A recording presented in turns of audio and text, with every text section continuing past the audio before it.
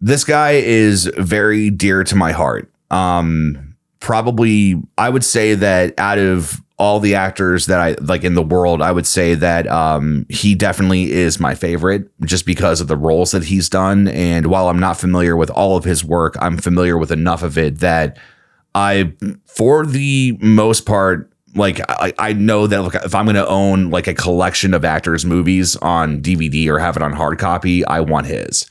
Is it Robin Williams? It's Anton Yelchin. Oh, dude, that guy was, I mean, number one is that I know that it's very difficult, especially with the Heath Ledger thing, where it's like, man, like this is the last time I'm ever going to see him do a new role. Yeah. And the most recent movie that I think that he was in, there may have been like some other projects, but Green Room was I think like a semi like independent or like kind of like a semi smaller. Yeah, I've never seen it. Bro, you want a solid it is just a solid, brutal movie, and it's so intense. But it's just seeing him in that role was like he fit it so well. But really, what made me fall in love with him as an actor was Odd Thomas. That movie's fire. If you guys have not seen the movie Odd Thomas, and if you don't know anything about Dean Koontz, oh my God, do yourself a favor, watch this incredible movie because that's one of mom's like favorite authors. Yeah, is Dean Koontz. Yeah, I mean he just creates amazing characters and does just such a wonderful job. But especially with Odd, he is so unique and quirky. And I don't know how much of that translates from the book, but I do know the movie kind of maybe embellished in that a little bit, where like he's kind of sarcastic or like, Mom said it was a pretty solid adaptation. Like I don't think it was like word for word and like, there was some things changed, but she's like, from what I remember, because she watched it a few times, she's like, it's pretty close. Yeah.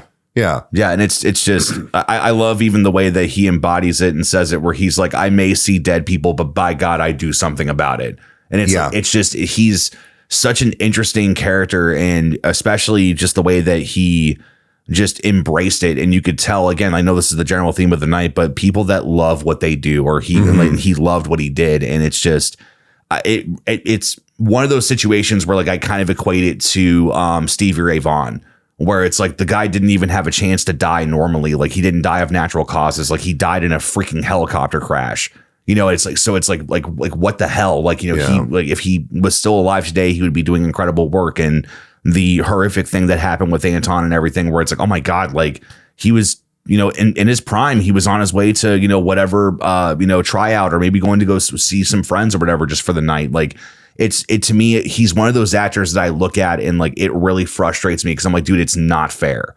Right. Like it's like he had so much more ahead of him. Like he was Chekhov in the Star Trek movies and did he was solid in those. Did the accent so well. Mm-hmm. And just like you can tell that he was just, it was like people on set even talked about him where they were like, he just brightened the room. And however, I would say that my favorite film that he has ever been in is Alpha Dog.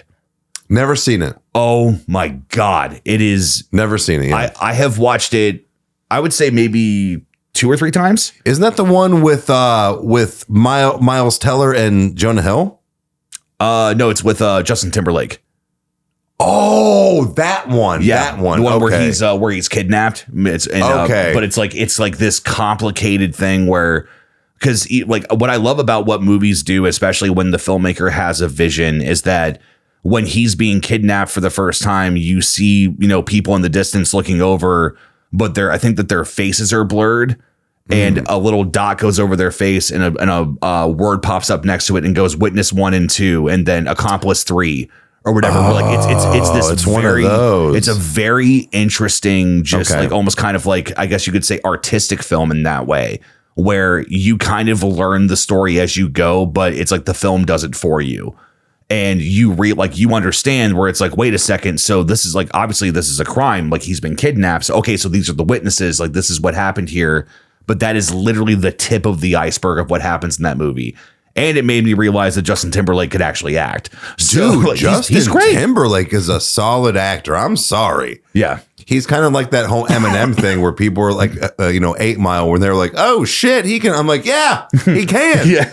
Like he did good. So yeah. Yeah. Just that was a movie that I remember. Actually, I think I was watching it with Luke for the first time because he had seen it, and it was a movie that actually did make me cry. And just it was such an incredible script. It was just so well put together, and like you could tell that he chose his roles very carefully.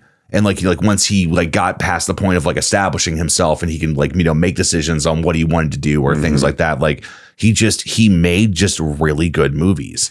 And it's that frustration. Like even the remake of Fright Night is incredible.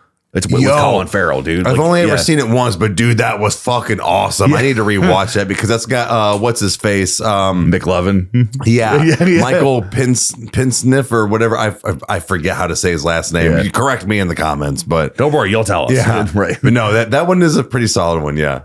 Just because what was it? I forgot that was him. When Michael comes to his house, he's like, "Yeah, your neighbor. Yeah, he's a vampire." He's like, "Jerry, seriously? That's a terrible vampire name." And it's.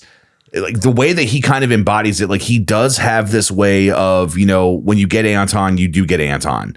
But in the same hand is that he also like changes himself up enough where it's like, no, like I'm at home, but I'm also kind of surprised. Yeah. This is a nice surprise. It's a really cool thing to have. I feel like it's the same thing with like the whole Jim Carrey aspect where it's like you kind of know what you're getting, but it is a nice surprise on the roles he's bringing it to or like this scenario that they're in. Yeah. Yeah. Agreed. For sure.